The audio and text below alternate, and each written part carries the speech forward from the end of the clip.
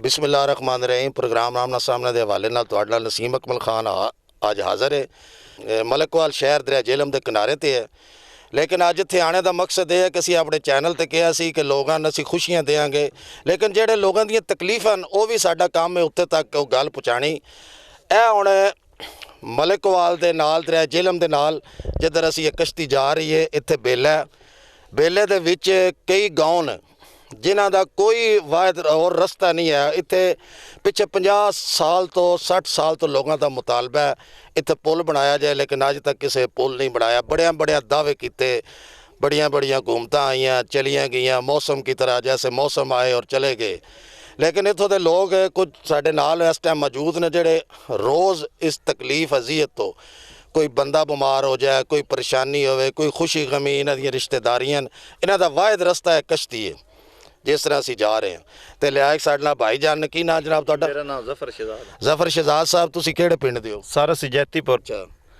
ते की तुसीं महसूस करदे हो? सर इत्थे ना बहुत मुश्किल है, दरिया झेलम आ ते तकरीबन 50-60 साल तो ना असीं बहुत मुश्किल का सामना कर रहे हैं।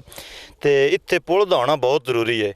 इत्थे अगे जिहड़ा मतलब बेला हुंदा इहदे विच 5 तो 6 गिरान ਜਿਹੜੇ ਇੱਥੋਂ ਰੋਜ਼ਾਨਾ ਦੇ ਕ੍ਰਾਸ ਹੁੰਦੇ ਨਾ, ਤਾਂ ਉਸ ਵਾਸਤੇ ਬਹੁਤ ਮੁਸ਼ਕਿਲ ਹੈ ਨਾ ਪਿੰਡਾਂ ਵਾਸਤੇ ਨਾ, ਇੱਥੇ ਪੁਲ ਦਾ ਹੋਣਾ ਬਹੁਤ ਜ਼ਰੂਰੀ ਹੈ। ਪੁਲ ਦਾ ਹੋਣਾ ਬਹੁਤ ਜ਼ਰੂਰੀ ਹੈ ਜ਼ਰੂਰੀ ਹੈ। ਤੇ ਬਹੁਤ ਕੱਚਾ ਇਲਾਕਾ ਹੈ ਤੇ ਇਹਦੇ ਵਿੱਚ ਬੇਲੇ ਦੇ ਵਿੱਚ ਤਕਰੀਬਨ ਬਹੁਤ ਸਾਰੇ ਗਾঁव ਨੇ, 8 ਤੋਂ 10 गाँव ਜਿਹੜੇ ਨੋ ਬਣਦੇ ਨੇ। ਤੇ ਤੁਸੀਂ ਇਹ ਦੱਸੋ ਵੀ ਜਿਸ ਵੇਲੇ ਕੋਈ ਬੰਦਾ ਬਿਮਾਰ ਹੋ ਜਾਏ, ਕੋਈ ਮਸਲਾ ਬਣ ਜਾਏ, ਕੋਈ ਹੋਰ ਪੁਲ ਹੈ ਕੋਈ ਇੱਥੇ? ਕਿਸ ਤੋਂ ਇਹ ਪੁਲ ਨਹੀਂ, ਅਸੀਂ ਕਸ਼ਤੀ ਤੋਂ ਹੀ ਕ੍ਰਾਸ ਕਰਕੇ ਜਾਣਾ ਹੁੰਦਾ ਹੈ। ਰਾਤ ਹੋਵੇ ਤੇ ਕਸ਼ਤੀ ਕੋਈ ਨਹੀਂ ਹੁੰਦੀ, ਉਸ ਵਾਸਤੇ ਬੜੀ ਮੁਸ਼ਕਿਲ ਬਣਦੀ। ਫਿਰ ਅੱਲਾ ਦੇ ਸਹਾਰੇ ਹੀ ਹੋ ਤੁਸੀਂ? ਜੀ ਅੱਲਾ ਦਾ ਸਹਾਰਾ, ਕੋਈ ਹੋਰ ਚੀਜ਼ ਨਹੀਂ ਹੁੰਦੀ। ਵੇਖੋ ਜੀ ਇਹ ਲੋਕ ਪਰੇਸ਼ਾਨ ਨੇ। ਹੁਣ ਅਸੀਂ ਪਰਲੇ ਕਿਨਾਰੇ ਦੇ ਨਜ਼ਦੀਕ ਆ, ਪਰ ਵੀ ਕੁਝ ਲੋਕ ਨੇ, ਉਹਨਾਂ ਕੋਲ ਵੀ ਅਸੀਂ ਵਾਪਸੀ ਤੇ ਪੁੱਛਦੇ ਹਾਂ।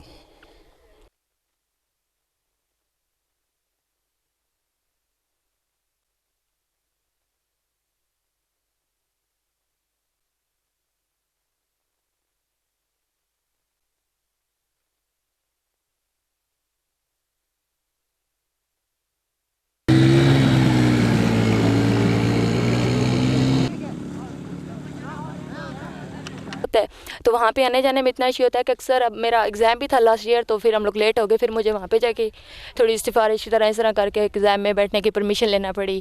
अगर ये दरमियान में ना होता, पुल होती, तो हम लोग इजीली अपने टाइम पे ही निकले थे। तो किश्ती की वजह से हम लोग लेट हो गए। तो इस तरह के इश्यूज़ होते रहते हैं।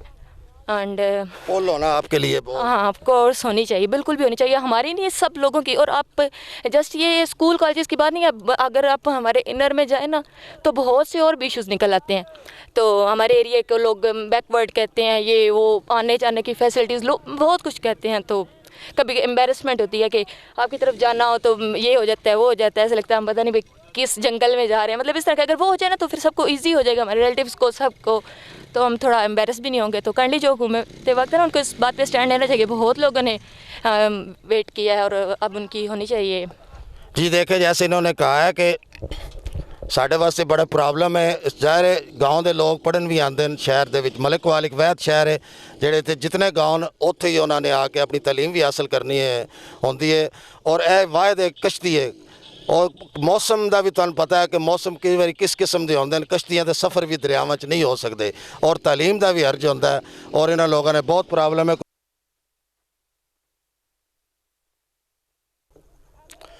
जी हुण असीं वापसी कर रहे हैं, सफ़र है। लेकिन तुहानूं एक गल दसी जाए कि दिन के टाइम है तो पिछे खवातीन भी इस कश्ती ते बैठियां ने। इस कश्ती के जरिए ये मोटरसाइकिल भी दे उत्ते लिआंदे ने, होर भी जितना समान इन्हां दा। ਇਹ लोग ਜਿਹੜੇ बेले दिन मजदूरी करते हैं, कोई रस्ता नहीं है, कोई को पुछते हैं कि इन्होंने कितनी तकलीफ है इस पुल ना होने की वजह। मैं तो बड़ी प्रॉब्लम है रस्ते की, आने जाने की। सवारियाँ भी इस कश्ती पे आती जाते हैं, ये चले जाते हैं। रात को बड़ी परेशानी होती है आने जाने के लिए। यहाँ पे पुल एक ज़रूरी है। मसला रात में कोई और चीज़ नहीं, कश्ती भी नहीं होती, तो वास्ते कोई मसला बन जाए बड़ा तकलीफ दे है। बड़ी तकलीफ तो है, लेकिन आने जाने की बहुत तकलीफ होती है। यानी कि कोई बीमार हो जाए रात को, कश्ती वाले भी नहीं होते। बहुत बड़ी तकलीफ के साथ हम इतना गुजारे। पुल होना ज़रूरी है। जिस तरह तुसी सुनिया, ये वाहिद इस पासे कम अज़ कम भी 8-10 गाँव ने जिन्हां दा वाहिद रस्ता है। और मैं नाले भी दसदा जावां कि ये 3 ज़िलियां दे उत्ते दरिया झेलम, डिस्ट्रिक्ट सरगोदा, डिस्ट्रिक्ट मंडी बावलदीन और डिस्ट्रिक्ट झेलम के लोग जिहड़े ने, जिन्हां दी रिश्तेदारियां ने दरपार, उन्हां कोई इत्थे पुल नहीं है, वाहिद कश्ती है जिहदे उत्ते उन्हां सफ़र करना हुंदा है।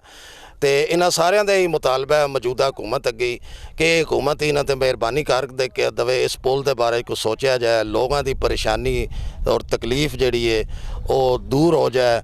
ਲੋਕ ਬਹੁਤ ਜ਼ਿਆਦਾ ਪਰੇਸ਼ਾਨ ਨੇ ਇਸ ਪੁਲ ਨਾ ਹੋਣੇ ਦੀ ਵਜ੍ਹਾ ਤੋਂ। ਜੀ ਦੇ ਨਾਲ ਹੀ ਨਸੀਮ ਅਕਮਲ ਖਾਨ ਅੱਜ ਦਾ ਪ੍ਰੋਗਰਾਮ ਆਮਣੇ ਸਾਹਮਣੇ ਤੋਂ ਤੁਹਾਡੇ ਕੋਲੋਂ ਇਜਾਜ਼ਤ ਚਾਹੁੰਦਾ। ਅੱਲਾ ਹਾਫਿਜ਼।